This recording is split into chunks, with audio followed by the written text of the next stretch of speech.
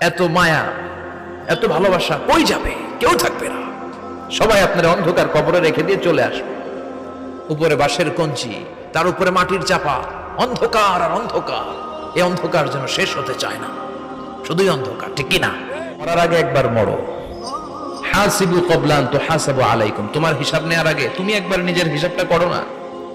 কাগজ বের করে একটু লিখো না কি কি ভালো কাজ করছিলা, যেগুলো দিয়ে নাজাতের ওসিলা হতে পারে। 1 2 3, আর কি কি আকাম কুকাম করছো দেখো না, লিখে দেখো তোমার অবস্থাটা কি। মরার আগে একবার মরো।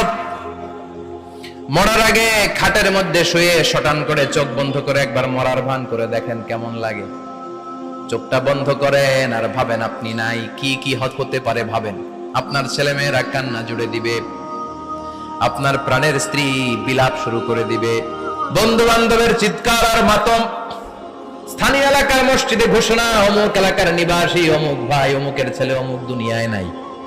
সব আত্মীয়রা চলে আসবে, ফেসবুকে স্ট্যাটাস দেয়া হবে, সবাই সবাইকে জানাবে বিকাল 4টায় অমুক হাই স্কুল ময়দানে আপনার জানাজা। ছুটে আসবে, সবাই ছুটে আসবে আপনাকে শেষ বিদায় দিতে, গুড বাই জানানোর জন্য, আল ওয়াদা, বিদায় জানাতে আসবে সবাই।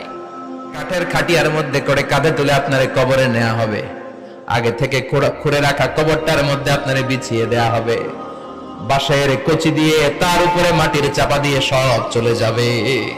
ভাবেন না একবার চোখ বন্ধ করে, this is the circle of life, this is the nature of life. এটা সবার হবে, আমার হবে, আপনার হবে।